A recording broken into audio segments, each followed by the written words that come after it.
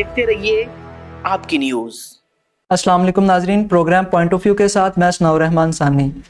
ناظرین، گزشتہ روز مریم نواز شریف کی نیب میں پیشی کو ملتوی کر دیا گیا ہے۔ مریم نواز کو نیب میں 2 مقدمات کے لیے پیشی پر بلایا گیا تھا۔ ایک مقدمے کا تعلق تو ان کی پرانی گرفتاری سے ہی تھا، یعنی کہ چودھری شوگر ملز کیس کے متعلق، جس کے اوپر وہ پہلے ہی ضمانت پر رہا ہیں، ان کے بارے میں تھا، اور دوسرا ایک نیا کیس سامنے آیا تھا جاتی عمرہ کی زمینوں کے متعلق۔ لیکن ناظرین، ان دونوں مقدمات کے اوپر جو پیشی تھی اس کو ملتوی کر دیا گیا ہے، اور اس کی وجہ نقص عمر اور خاص طور پر جو کرونا کی تیسری لہر ہے اور لاہور میں اس کے اثرات بہت زیادہ پائے جا رہے ہیں کہ 30% سے بھی زیادہ مثبت کیسز آنے کی شرح بڑھ چکی ہے۔ اس وجہ سے یہ جو نیب تھا اس نے ملتوی کر دی ہے مریم نواز کی پیشی۔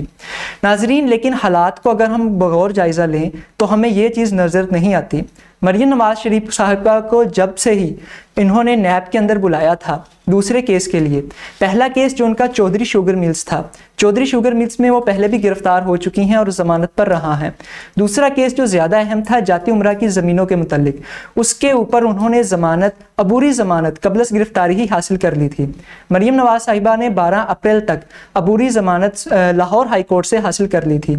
تو ایسا لگتا ہے کہ جو کورونا کا فیکٹر اندر انکلوڈ کیا جا رہا ہے اس کا کوئی بھی عمل دخل نہیں تھا، کیونکہ اگر ہم تاریخ کا بغور جائزہ لیں، 26 مارچ کی تاریخ جو کہ نیب کی پیشی کے لیے مریم نواز صاحبہ کو دی گئی تھی، اگر ہم اس تاریخ کو تھوڑا سا پیچھے جا کر دیکھیں تو 26 تاریخ کے روز ہی یہ وہ دن تھا جب پی ڈی ایم نے اپنا لانگ مارچ کا آغاز کرنا تھا۔ تو اس ڈیٹ کے آ جانے کے بعد ایسا سین ہو رہا تھا کہ اس کو ایک پولیٹیکل تاثر دیا جا رہا تھا، یعنی پولیٹیکل سکورنگ کرنے کے لیے، پولیٹیکل اپنا بیک گراؤنڈ اور اپنی فیلڈ کو مضبوط کرنے کے لیے اور بچانے کے لیے گورنمنٹ نے نیب کا سہارا لیا، اور اس سلسلے کو بروئے کار لاتے ہوئے مریم نواز صاحبہ کو 26 مارچ کے روز ہی پیشی کے لیے بلا لیا۔ تو جہاں پر یہ تاریخ جو تھی وہ بہت زیادہ مسئلہ پیدا کر رہی تھی، حالانکہ اب جو پی ڈی ایم کا جو لانگ مارچ تھا وہ فی الحال ملتوی ہو چکا ہے ایک غیر معینہ مدت کے لیے،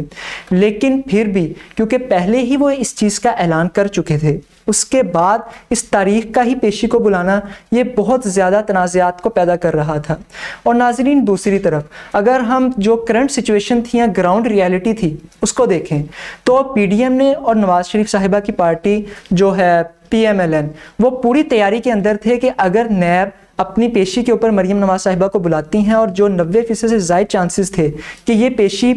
جو ہے اس کی اصل وجہ گرفتاری ہے، یعنی کہ پیشی پر آنے کے بعد جیسے کہ بہت سے پہلے لیڈرز، شہباز شریف صاحب،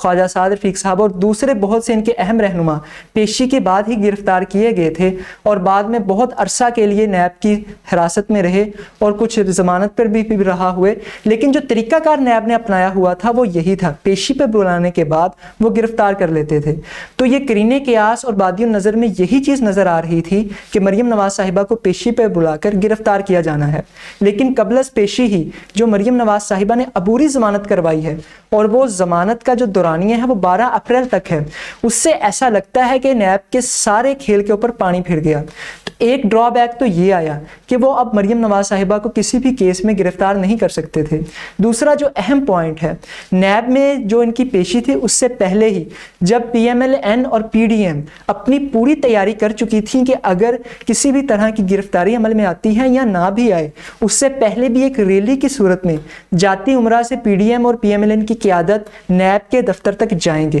اور ایک جمع غفیر کو اکٹھا کیا جائے گا اور ایک شاندار جلسہ یا پاور پلے جو ہے وہ کیا جائے گا۔ تو اس کو روکنے کے لیے یا اس کے اقدامات کے لیے جو نیب تھا وہ پہلے ہی کورٹ کے اندر جا چکا ہے۔ نیب نے پہلے ہی عدالت سے استدعا کی تھی کہ مریم نواز شریف کو اور PDM کو اس بات کا پابند کیا جائے کہ وہ کسی بھی صورت، کیونکہ کورونا کی تیسری لہر پورے ملک میں پھیل چکی ہے، وہ لوگوں کو اکٹھا نہ کریں۔ اور عدالت نے بالکل ایک جیسے آپ سمجھ سکتے ہیں کہ توقع نہیں تھی، برخلاف توقع انہوں نے جو فیصلہ دیا کہ وہ بالکل اس چیز کو مریم نواز پر اور نیب پر چھوڑ دیا، انہوں نے اپنا کوئی اہم کردار ادا نہیں کیا۔ عدالت نے کسی بھی جو فریق ہے اس کو فورس نہیں کیا کسی بھی کام کرنے کے لیے۔ تو ایسا لگتا یہ ہے کہ عبوری ضمانت منظور ہونے کے بعد اور دوسری طرف عدالت نے مریم نواز کو اور PDM کو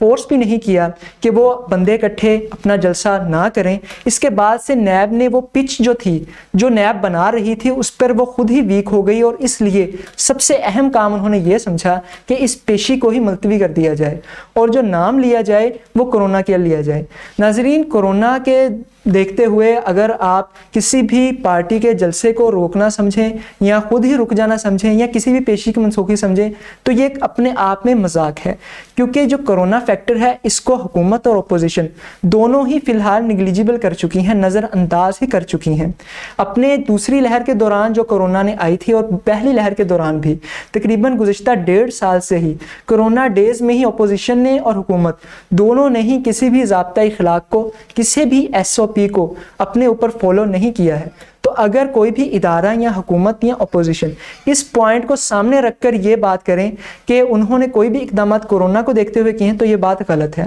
دوسری طرف ناظرین, ہم آپ کی توجہ ایک اہم نقطے کی طرف بھی مرکوز کرتے ہیں. مریم نواز شریف صاحبہ کے پاس اور خاص طور پر PMLN کے پاس ایک بہت اچھا موقع تھا کہ اس ریلی کو جو انہوں نے مریم نواز کی پیشی کے لیے رکھی ہوئی تھی منسوخی کے بعد, جو ان کی وہ تھی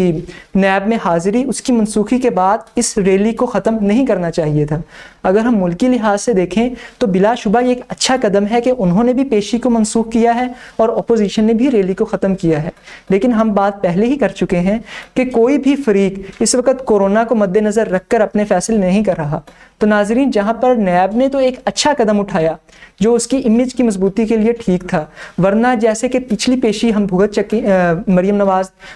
جو گئی تھی اور ہم سب لوگ یہ چیز دیکھ چکے تھے کہ کس طرح سے نیب کے دفتر پر پتھراؤ کیا گیا تھا اور کس طرح سے ایک اہم قومی ادارے کی تضحیق کی گئی تھی. تو ناظرین, لگتا یہ ہے کہ جو مریم نواز صاحبہ نے اسی وقت ریلی منسوخ کر دی, یہ ان کا ایک بہت ہی غلط فیصلہ تھا, کیونکہ وہ اس ریلی کو اپنے ایک فاتحانہ جلسے کی صورت اختیار کر سکتے تھے اور اس سے کافی زیادہ جو ایک ان کا امیج ویک ہو چکا ہے اپوزیشن کا پورے ملک کے اندر, خاص طور پر پیپلز پارٹی جو ڈبل گیمنگ کر رہی ہے, اس کے بعد یہ ایک پلس پوائنٹ PMLN کو مل سکتا تھا. لیکن لگتا یہ ہے کہ خواجہ آصف صاحب اور شہباز شریف صاحب اور سینیٹر مشاہد اللہ خان مرحوم کے وفات پا جانے کے بعد جو سرکردہ قائدین ہیں ان کی کمی ہو چکی ہے بہت زیادہ, اور اسی کمی کی وجہ سے وہ کچھ خاص اور ٹھوس اقدامات کرنے میں کامیاب نہیں ہو پا رہے. یہ بات اپنی جگہ پر سچ ہے کہ PMLN بہت ہی زیادہ متحرک ہو چکی ہے. گراؤنڈ ریالٹی یا میدان کے اندر تو وہ بہت اچھا پرفارم کر رہے ہیں, لیکن دوسری طرف ٹیبل ٹاکس کے اندر یا ٹیبل کے اندر, یا اگر آپ کہیں کہ ڈرائنگ روم کی سیاست کے اندر میاں نواز شریف صاحب, شہباز شریف صاحب اور دوسرے سرکردہ قائدین کی غیر موجودگی یا عدم موجودگی کی وجہ سے وہ ان اہم پوائنٹس پہ بہت ویک آ رہے ہیں. یہ ایک سیاسی ناپختگی کو بھی مریم نواز کی شو کرتا ہے, کیونکہ یہ ایک بہت ہی اہم پوائنٹ تھا. PMLN اور PDM فلی طور پر تیار تھیں جلسے کے لیے, مریم نواز پیشی کے لیے جاتی یا نہ جاتی, تو ایسے اہم پوائنٹ پر اس کو روک دینا یہ ان کے لیے ایک نقصان دہ چیز ہے. دوسری طرف ناظرین, پیپلز پارٹی نے دوبارہ پھر سے اپنا وہی عام لوگ اس کو مفاہمت کہیں یا کچھ پڑھے لکھے لوگ بھی اس کو ایک میچور پولیٹیشین کہیں, لیکن منافقت کا سہارا لیا ہے. ناظرین, یہ منافقت جو ہے یہ پیپلز پارٹی کے اندر آج سے نہیں گزشتہ 4 دہائیوں سے پروان چڑھ رہی ہے. پاکستان پیپلز پارٹی جیسے مرضی اپنا میچور پولیٹیشین کا رول یا اپنی جمہوری سوچ کو ظاہر کرے, لیکن وہ اس پر پورا نہیں اترتی ہے. ناظرین, پاکستان پیپلز پارٹی نے وہی کام کیا ہے جو وہ پہلے بھی کرتے آئے ہیں. حالانکہ یہ بات PDM میں بہت پہلے ہی طے ہو چکی تھی کہ چیئرمین سینٹ پاکستان پیپلز پارٹی سے ہوگا, جبکہ اپوزیشن جو ہے, اپوزیشن لیڈر جو ہوں گے وہ PMLN سے تعلق رکھیں گے. تو پاکستان پیپلز پارٹی کا وفد جب اسی ٹائم جاتی عمرہ میں مریم نواز کے پاس ناشتے کی دعوت پر موجود تھا, اسی وقت اسی چیئرمین سینٹ جناب صادق سنجرانی صاحب, جن کو وہ سلیکٹڈ سمجھتے ہیں اور جن کے خلاف وہ عدالت میں جانے کا بھی فیصلہ کر چکے ہیں, ان سے درخواست کی گئی اور آنن فانن چند ہی لمحات کے اندر 30 ممبران بھی وہاں پر موجود ہوئے اور چیئرمین سینٹ جناب صادق سنجرانی صاحب نے یوسف رضا گیلانی کو as a opposition leader in کا نوٹیفیکیشن جاری کر دیا. ناظرین, چیئرمین سینٹ صادق سنجرانی اور پاکستان پیپلز پارٹی اور یہ درمیان میں جو کچھ اراکین بلوچستان سے تعلق رکھتے ہیں, ان کی ایک نئی ہی کیمسٹری سامنے آ رہی ہے. حالانکہ پاکستان پیپلز پارٹی اس بات کو ڈینائی کر رہی ہے کہ انہوں نے حکومتی اتحاد کی کسی بھی پارٹی, جو اگر ہم نام لیں تو بلوچستان عوامی پارٹی, جس کو عرف عام میں باپ کے نام سے بہت زیادہ اس وقت اس کا ذکر کیا جا رہا ہے، اس سے کوئی ووٹ نہیں لیا۔ حالانکہ اگر ہم اس کا تنقیدی جائزہ لیں یا اس کے اندر جا کر ہم سارے حقائق کو کھول کر دیکھیں تو 21 اراکین کا تعلق تو سیدھا سیدھا پاکستان پیپلز پارٹی سے کے ساتھ تھا۔ 2 اراکین جو تھے وہ عوامی نیشنل پارٹی ANP، وہ بھی اپوزیشن اتحاد سے تعلق رکھتی تھی، انہوں نے بھی PDM کے منشور کا ایک طرح سے مذاق اڑایا ہے، انہوں نے ووٹ دیے۔ ایک جو ووٹ تھا وہ جماعت اسلامی نے دیا۔ ناظرین، جماعت اسلامی اس سے پہلے چیئرمین کے سینٹ کے انتخابات کے دوران بالکل نیوٹرل تھی، تو اس ٹائم میں جماعت اسلامی کا بالکل سامنے آ کر ووٹ دینا یہ بھی ایک سوالیہ نشان پیدا کرتا ہے۔ حالانکہ وہ اپوزیشن اتحاد کا حصہ ہیں، اپوزیشن کے اتحاد کے حصے میں ہوتے ہوئے وہ چیئرمین سینٹ کا ووٹ دینے کے لیے نہیں آئے، لیکن اپوزیشن کا ووٹ دینے کے لیے وہ آ گئے، تو یہ بھی ایک لمحہ فکریہ اور ایک سوالیہ نشان ہے۔ تو بات ناظرین یہاں پر 26 اراکین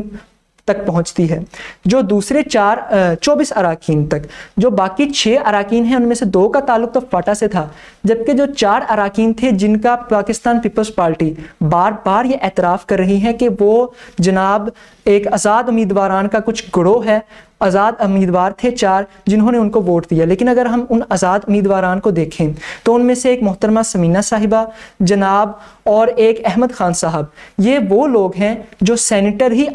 بلوچستان عوامی پارٹی کے ووٹوں سے ہو کر آئے ہیں، یہ منتخب ہی بلوچستان عوامی پارٹی کے ووٹوں سے ہوئے، جبکہ جناب احمد خان صاحب جو ہیں وہ جناب صادق سنجرانی صاحب جو کہ چیئرمین سینٹ ہیں ان کے بہت ہی قریبی ساتھی بتائے جاتے ہیں، اور یہی وہ شخصیت تھے جو 2018 میں چیئرمین سینٹ لانے کے لیے صادق سنجرانی صاحب کو بہت ہی پرزور ان کی تحریک چلا رہے تھے۔ تو اس سارے سینیریو میں اگر ہم دیکھیں تو پاکستان پیپلز پارٹی نے کوئی نہ میچور پولیٹیشین ہونے کا یا میچور پولیٹکس کا مظاہرہ کیا، نہ ہی انہوں نے کوئی بہت اچھی مفاہمت کی پالیسی اپنائی ہے، بلکہ سراسر انہوں نے اپنی جو سیاسی پارٹی ہے اس کو شو کیا ہے۔ تو ناظرین، اب دیکھنا یہ ہے کہ کیا پاکستان پیپلز پارٹی PDM سے اپنا رشتہ توڑ دے گی، اور خاص طور پر جولائی میں آزاد کشمیر میں انتخابات ہونے جا رہے ہیں، ان میں بھی پاکستان پیپلز پارٹی نے اور PMLN نے آمنے سامنے ہی ہونا ہے، تو کیا یہ ابھی سے ہی اپنے رستے جو کہ ہر کسی کو نظر آ رہے ہیں جدا ہو چکے ہیں یہ واضح طور پر اعلان کر دیں گے،